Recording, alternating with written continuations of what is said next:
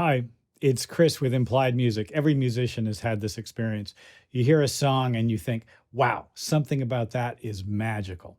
Well, the first time I heard the 1988 hit single, What I Am, from Brickell and the New Bohemians, I knew I was hearing something special.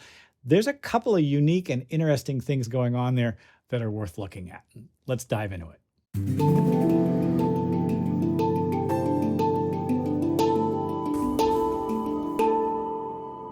So it's an old song, has a kind of a great shuffly vibe, spirited number. And if you haven't heard it, go check it out. It's on the New Bohemians' first record. Well, it starts off like this. The drums kind of swinging, right? All right, look at this. Here we go.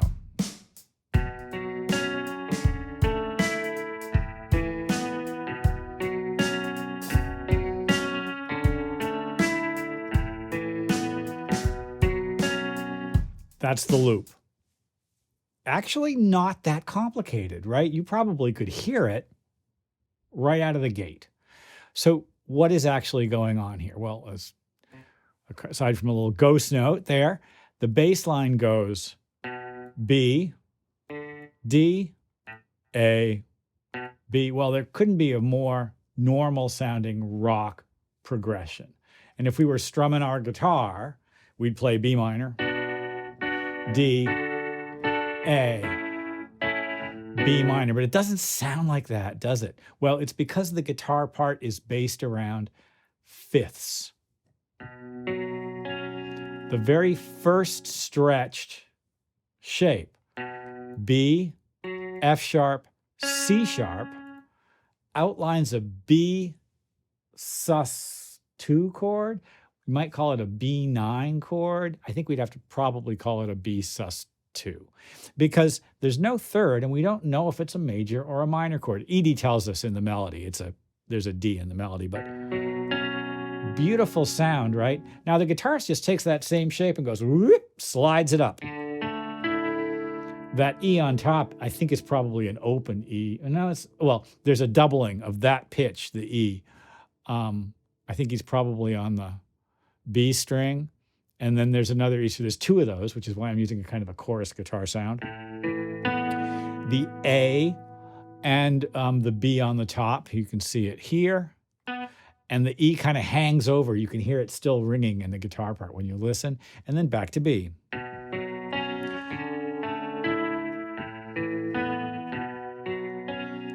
Well, it's an ambiguous, floaty, modal sound. I love it.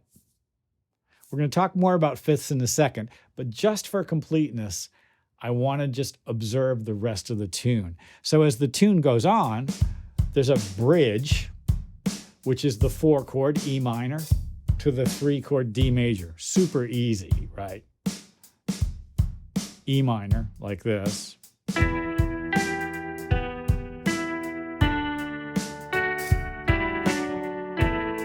Happens again. And that's pretty much the tune. There's a killer envelope followed guitar solo that's, it's like a minute long. Really worth looking at that solo. If you're a guitar player, there's a lot to admire about this tune.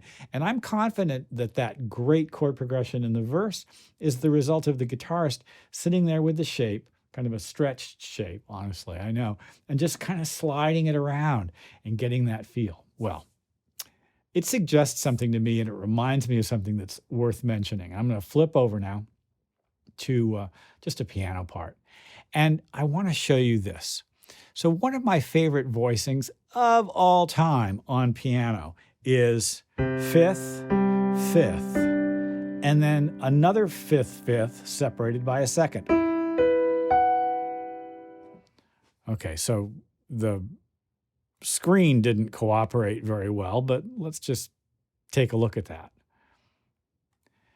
Fifth, and then another fifth, and then separated by a second, a fifth, and another fifth. Why don't I just play all that at once?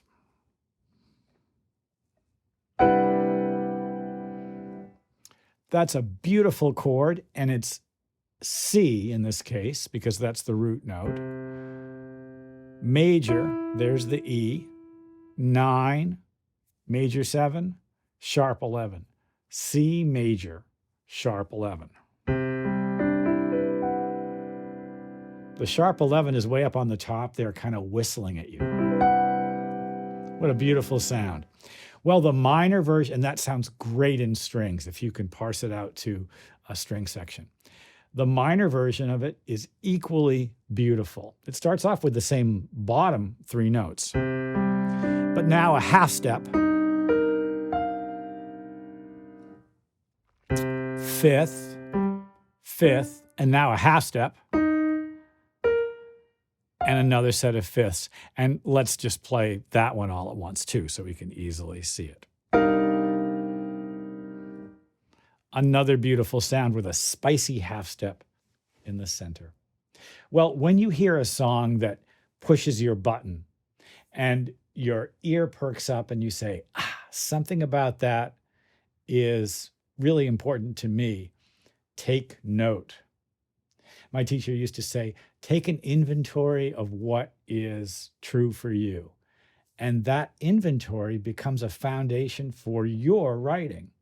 Well, when I heard this song for the first time, I got mighty excited. I knew that it had something that I wanted to understand. I hope this has been useful. Like and subscribe, and I'll see you guys next time.